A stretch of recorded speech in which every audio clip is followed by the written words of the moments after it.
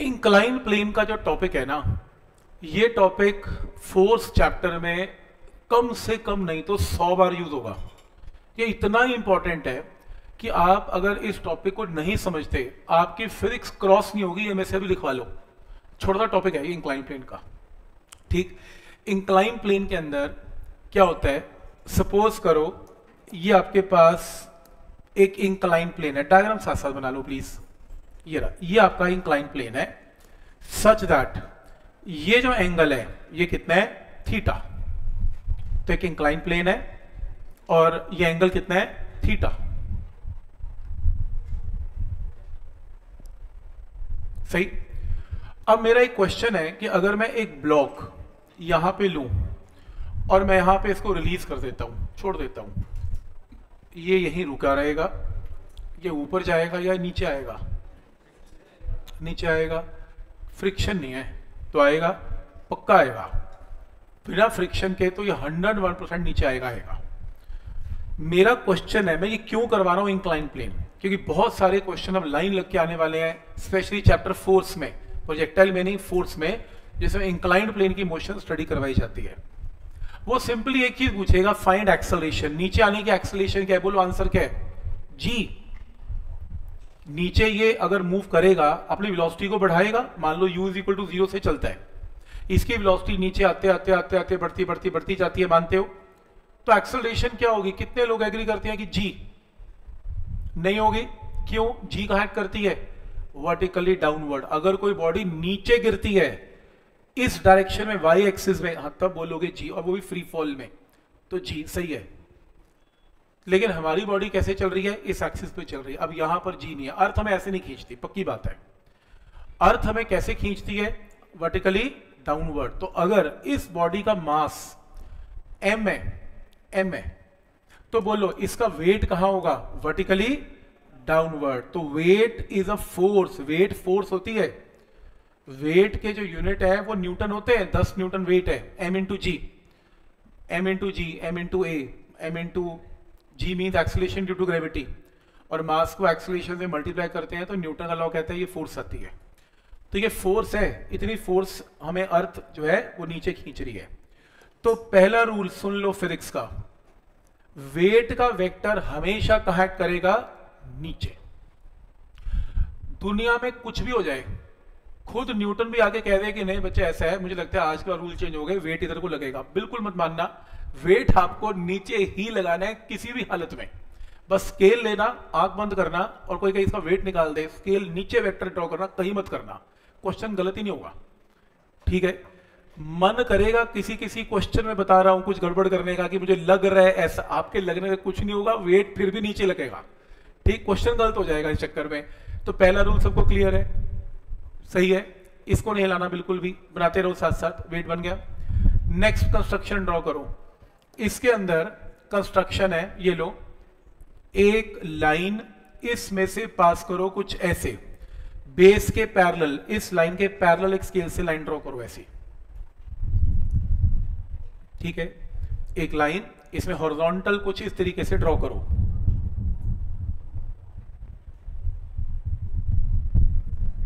ठीक है, तो आपने इस लाइन को हॉरिजॉन्टली ड्रॉ किया, चेक करो प्लीज, इसके पैरेलल ये रही।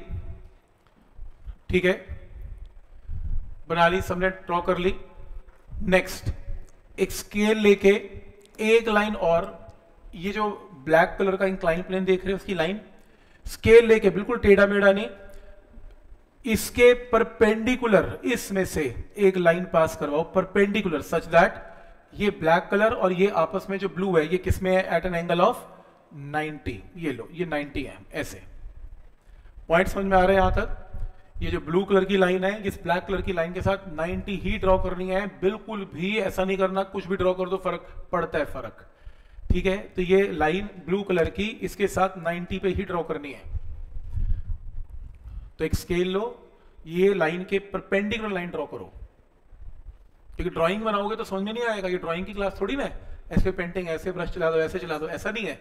रूल है, रूल क्या है, इसके पैरेलल ये है और ब्लू कलर की लाइन इस ब्लैक के साथ 90 डिग्री पे है। ठीक है, अब मैथ्स की ज्योमेट्री याद करो।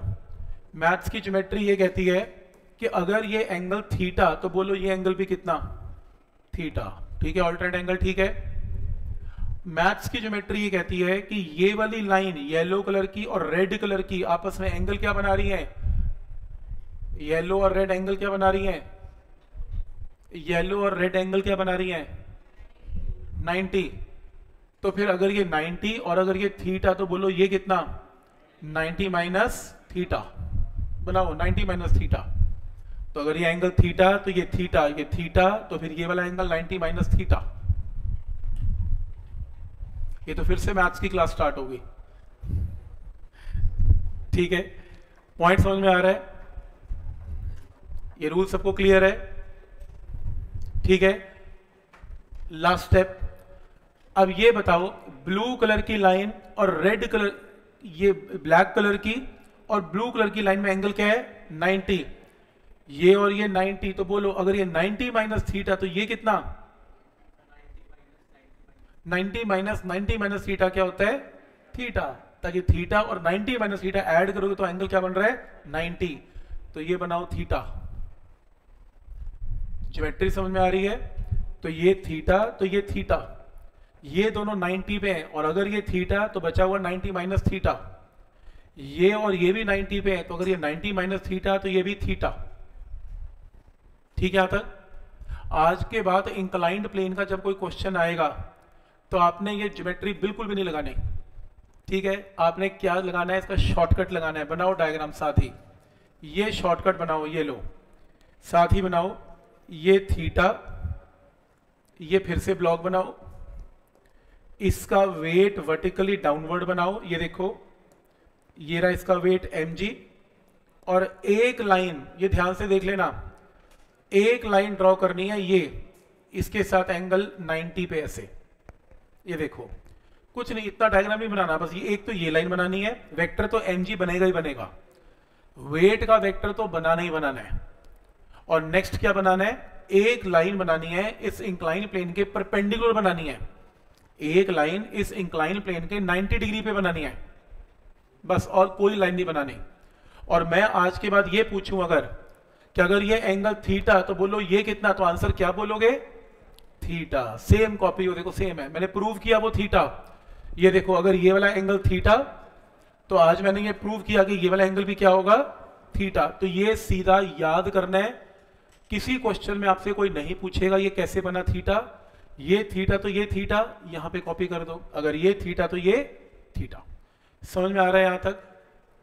ये प्रूव किया, ये प्रूव किया। अगर मैं सीधा ये डायग्राम बनाता फिर आप मुझसे ये पूछते कि सर ये कैसे बना थीटा, तो पहले मैंने प्रूव किया और फिर मैंने शॉर्टकट याद करवाया कि आज के बाद इंक्लाइन प्लेन आएगा, आपने एक लाइन सीधी ड्रॉ करनी है और ये वाली लाइन हर हालत में इंक्लाइन प्लेन के साथ 90 ही बनाना। मैं फिर कह रहा हूं, बहुत लोग टेढ़े मेढ़े वेक्टर बनाएंगे, गड़बड़ हो जाएगी। तो आप एक लाइन बिल्कुल इसके सीधा बनाना, इसके ऊपर परपेंडिकुलर ड्रॉ करना, जिसकी एंगल की वैल्यू ये क्या होगी, थीटा। तो ये शॉर्टकट याद रहेगा। इंक्लाइन प्लेन के हर क्वेश्चन में अगर ये थीटा तो ये भी कितना, थीटा। और ये एंगल किसके किसके बीच में, ये भी तो याद करना पड़ेगा, वेट में और ये डॉटेड लाइन में जो इंक्लाइन के साथ एंगल क्या बना रही है, 90। ठीक, अब मेरा एक बोलो, ये वाला ये समझ में आया। तो फिर ये बाकी सारे वेक्टर हटा दिए, ये लो, ये हटा दे, ये नहीं चाहिए, येलो कलर लाइन नहीं चाहिए, ये कुछ भी नहीं इसमें चाहिए मेरे को। यहां पे ये हटा दे, सब हटा दे। ये वाला एंगल, ये देख, इसके अंदर ये एंगल देख रहे हैं थीटा, ये एंगल देख रहा है थीटा सेम, ये वेट देख रहा है mg, वो वेट देख रहा है mg, एक लाइन देख रहा है जो इंक्लाइंड के साथ एंगल क्या बना रहा है, 90। ये लाइन देख रहा है जो इसके साथ एंगल क्या बना रहा है, 90। इनके येलो के बीच में एंगल थीटा, ये देख इनके बीच में भी एंगल थीटा। इस डायग्राम से ही बना है वो, मतलब इसमें फर्क थोड़ी ना है। इसमें प्रूव किया कि देख थीटा, अगर नहीं तसल्ली हो रही फिर एक काम कर, फिर यहां पे एक और लाइन मार ले, ये ले ऐसे कर ले, फिर ऐसे कर ले। अगर ये थीटा तो ये 90 माइनस ये थीटा तो ये थीटा, ये 90 माइनस थीटा फिर ये थीटा, बात तो वही हो गई, वही सेम चीज की है। बस मैं ये कह रहा हूं कि कंफ्यूजन क्रिएट नहीं कर रही, सीधा याद करना है कि अगर ये वाला एंगल थीटा तो ये वाला एंगल भी थीटा, बात ही खत्म है। और अगर किसी को नहीं भी समझ में आया तो भी बस ये थीटा तो ये भी थीटा ही है, बात ही खत्म। इससे शॉर्टकट और कोई है ही नहीं, क्योंकि इतनी डिटेल में कोई पूछने वाला है नहीं आपसे कि क्यों आया थीटा। बुक्स एज्यूम करती हैं, टीचर एज्यूम करते हैं, ये तो आपको पता ही है थीटा है। ठीक है, करें स्टार्ट आगे। अब क्वेश्चन है ये ब्लॉक कहां आएगा, फ्रिक्शन नहीं है, कहां आएगा, छोड़ दूंगा अगर मैं, कहां आएगा, नीचे के ऊपर, नीचे आएगा। क्वेश्चन नंबर 1, कौन सी फोर्स इस ब्लॉक को नीचे लेके जा रही है। अब देखो मैं एक चीज बता रहा हूं, ये टॉपिक फोर्स का टॉपिक है, तभी मेरे मुंह से क्या निकल रहा है, कौन सी फोर्स, और फोर्स मैंने करवानी है। तो फोर्स चैप्टर जो मैं बोल रहा था बहुत इंटरेस्टिंग है, वो यही है, यहीं से स्टार्ट है वो। ये तो पहला क्या 10 मिनट का लेक्चर है सिर्फ, अभी तो 15 दिन चलेगा। तो मतलब इतना इंटरेस्टिंग है कि जिसमें कुछ याद नहीं करना है, सिर्फ लॉजिक है हर चीज का। तो क्वेश्चन है कि कौन सी फोर्स इसे नीचे लेके आ रही है, बोलो उसकी वैल्यू क्या है, mg। ग्रेविटी की फोर्स तो mg है, ग्रेविटी तो फोर्स नहीं ना, ग्रेविटी तो g है, ग्रेविटेशनल फोर्स हमारा वेट ही ग्रेविटेशनल फोर्स होता है। अर्थ हमें जो खींचती है, हमारे मास को अपने g से मल्टीप्लाई कर देती है, उसी फोर्स से हमें खींचती है।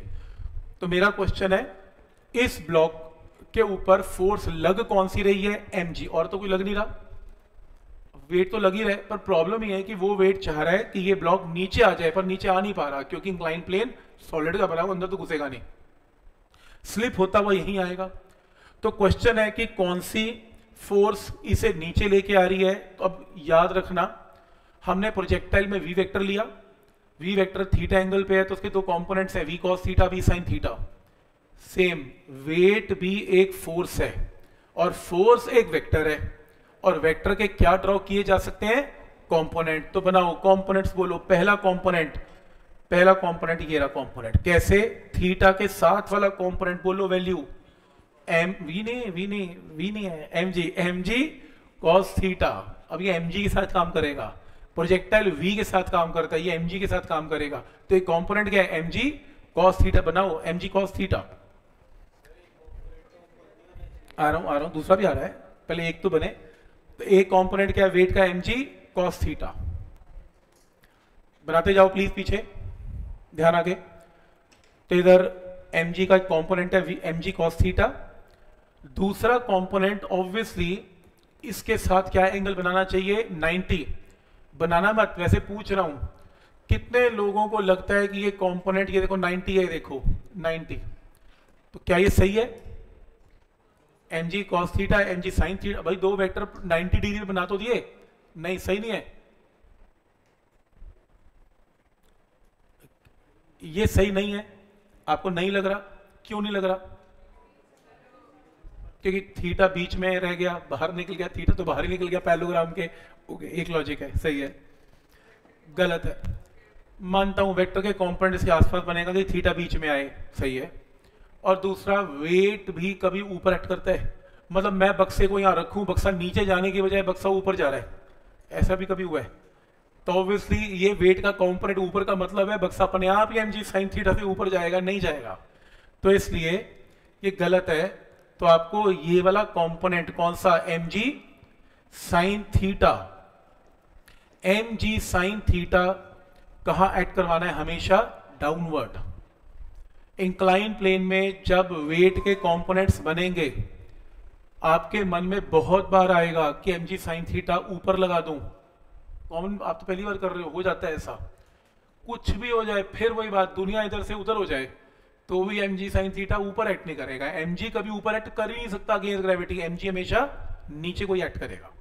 समझ में आ रहा है यहां तक? तो डायग्राम क्लियर है।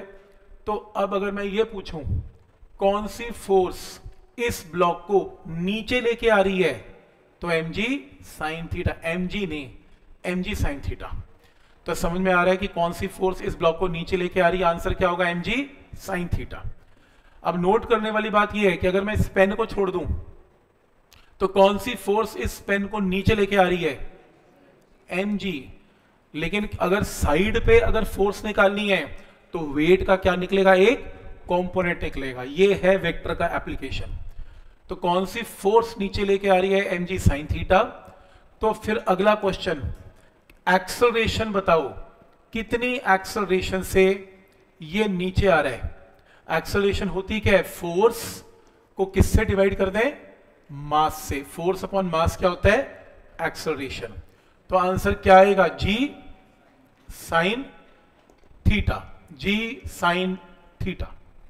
तो क्वेश्चन है, आज के बाद अगर कोई इंक्लाइंड प्लेन है, इंक्लाइंड प्लेन पे अगर ये एंगल थीटा है, और अगर सपोज करो ये एक ब्लॉक है, और आपसे मैं ये पूछ लूं कि ब्लॉक बिना फ्रिक्शन के नीचे आ रहा है, फ्रिक्शन नहीं है, तो कितनी एक्सेलरेशन है। तो आंसर क्या होगा, जी साइन थीटा। समझ में आ रहा है यहां तक। ये है फोर्स का चैप्टर, ऐसे चलता है फोर्स। ठीक है, यहां तक कुछ नहीं है, वेक्टर की गेम है, थोड़ा सा बस कंपोनेंट टेढ़ा ले लेना, बात ही खत्म है। तो बनाओ इसे, बहुत इंपॉर्टेंट है ये, बहुत ज्यादा काम आएगा ये। तो जी साइन 45, जी बाई रूट 2 लगता रहे।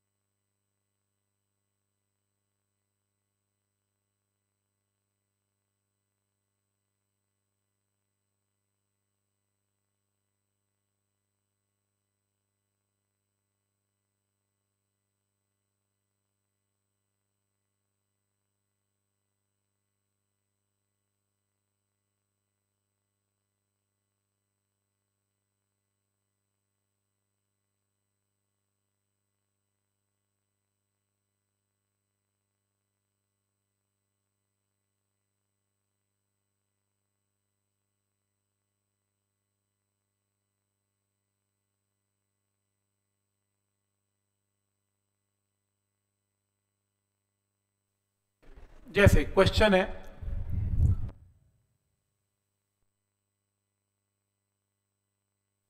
आपके पास ये एक इंक्लाइन प्लेन है, ठीक है।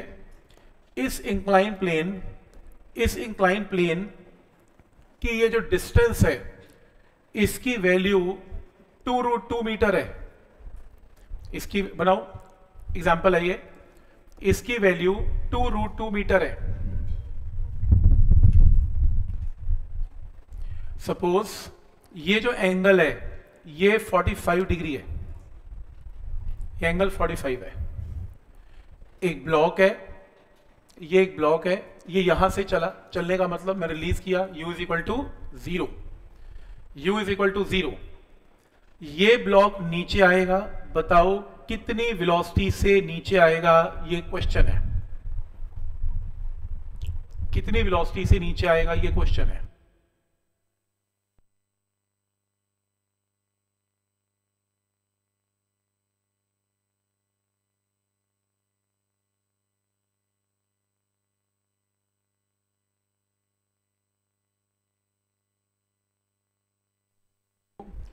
ब्लॉक का मास 5 kg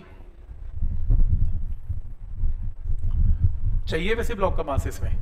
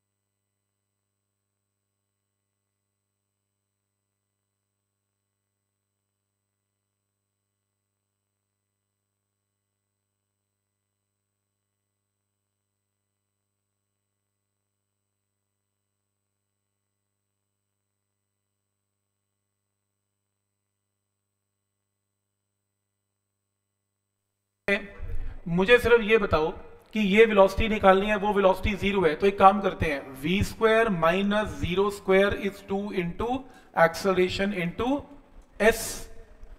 तो मुझे क्या निकालनी है? एक्सेलरेशन। कितने लोग बोलते हैं कि आंसर g पुट कर दो? g पुट कर दूं? क्यों? एक मिनट, मैं जी पहले लॉजिक ना, वो लोग सोचेंगे घर जाके जी पुट कर दो, हमें याद है ना जी, तो जी क्यों नहीं? क्योंकि बॉडी की मोशन वाई में नहीं है। अगर बॉडी बिल्कुल नीचे आ रही होती तो हाँ जी सही था, और अगर सोचो ऊपर जा रही होती तो फिर क्या पुट करते? माइनस जी। लेकिन अगर टेढ़ी आ रही है तो फिर आज मैंने सिखाया, अगर इंक्लाइन प्लेन पे बॉडी नीचे आए तो उसकी एक्सीलरेशन क्या होती है? जी साइन थीटा। जी साइन थीटा, तो जी इंटू साइन ऑफ कितना? 45। तो यहां पर पुट करेंगे जी इंटू साइन ऑफ 45, तो v square is equal to 2 into g into sine of 45 is √2 into 2√2। तो यहां से सॉल्व कर लेना, वी की वैल्यू निकाल लेना, आंसर। मेथड समझ में आ रहा है कि एक्सेलरेशन क्या पुट करनी है? कोई डाउट इसमें? ये लॉजिक क्लियर है कि एक्सेलरेशन इसमें जी साइन थीटा क्यों हुई? क्योंकि देखो ना, जिसने वो लेक्चर ध्यान से सुना नहीं उसको ना पता लगेगा ये जी साइन थीटा कब यूज करते हैं, तो कंफ्यूज ही हो जाएगा। तो पॉइंट समझ में आ रहा है यहां तक कि जी साइन थीटा क्यों यूज करना है। अब मान लो मैं क्वेश्चन चेंज कर रहा हूं, ठीक है, तो ये क्वेश्चन की जगह मैं क्वेश्चन कुछ ऐसे बनाता हूं कि बॉडी नीचे नहीं आ रही, बॉडी कैसे आ रही है? ये लो लिखो, ये इंक्लाइन प्लेन है, इंक्लाइन प्लेन का एंगल 45 डिग्री है। आपने एक बॉडी को v वेलोसिटी से इज इक्वल टू 10 मीटर पर सेकेंड से ऊपर फेंका, और फाइनली आपको ये वेलोसिटी बतानी है यहां पे क्या होगी। पता नहीं जीरो होगी कि नहीं होगी, मुझे मालूम नहीं है, पर कुछ तो होगी। तो मुझे सिर्फ ये बताओ, और ये डिस्टेंस फिर से 2√2 है, तो अब मैं क्या करूं? इसमें फिर से क्या लगाऊंगा? v square v dash square minus u square is 2 into acceleration into s। क्या ये स्टेप क्लियर है? तो मुझे क्या निकालनी है? एक्सेलरेशन। क्या पुट करूं? माइनस जी साइन 45। क्यों? क्योंकि मैंने आपको ये याद करवा दिया है कि अगर कोई ब्लॉक रास्ते में आएगा तो उसका एक कंपोनेंट नीचे एक्ट करेगा, और एक्सेलरेशन नीचे की तरफ क्या होती है? जी साइन 45। पर हम नीचे नहीं जा रहे, हम ऊपर जा रहे हैं। ये वेक्टर नहीं हिलेगा अपनी जगह से, ये तो जी साइन 45 नीचे ही रहेगा। स्टेप समझ में आ रहा है? एक्सेलरेशन तो जी साइन 45 नीचे ही है, पर हम उसके ऑपोजिट जा रहे हैं, तो इसलिए हम यहां पर क्या पुट करेंगे? माइनस जी साइन 45, और निकाल लेना, यहां से v डैश आ जाएगा। मेथड सबको समझ में आ रहा है कि क्या लॉजिक है? तो आज के बाद एक शॉर्टकट है, अगर बॉडी इंक्लाइन प्लेन से नीचे उतर रही है तो एक्सेलरेशन जी साइन थीटा, और अगर ऊपर जा रही है तो माइनस जी साइन थीटा। कॉस मत लगाना, क्वेश्चन गलत हो जाएगा। ठीक है यहां तक? तो लॉजिक सबको समझ में आ रहा है कि क्या लॉजिक है इसमें? तो ये काफी इंपॉर्टेंट है। इंक्लाइन प्लेन के ऊपर तो लाइन लगी पड़ी है यार, मैं तो खुद नहीं, मुझे नंबर नहीं पता कितना नंबर बोलूं, 200 बोलूं, 400 बोलूं, 500 बोलूं कि 1000 क्वेश्चन बोलूं, इतने क्वेश्चंस। तो इसलिए ये इंपॉर्टेंट है, और इसके अंदर तो ये स्टार्टिंग है। इसके अंदर अब हम चलती हुई गाड़ी में, चलती हुई लिफ्ट में इंक्लाइन प्लेन के क्वेश्चन भी करेंगे अगले एक हफ्ते के अंदर, कि लिफ्ट में आप चल रहे हो, लिफ्ट भी चल रही है और ये भी चल रहा है, दोनों केस कैसे सॉल्व करने हैं। गाड़ी जैसे मर्जी चलाओ और इंक्लाइन प्लेन साथ लेके जाओ और बताओ वेलोसिटी क्या होगी, क्वेश्चन चेंज होगा। ठीक है, तो यही तो चीजें करनी है। पॉइंट समझ में आ रहा है कि क्या लॉजिक है? मैं ये क्यों करवा रहा हूं इसको समझाता हूं। इंक्लाइन प्लेन में जैसे प्रोजेक्टाइल का एग्जांपल है, वो प्रोजेक्टाइल को भी इंक्लाइन प्लेन पे फेंक सकता है। इसको देखते हैं एक बार।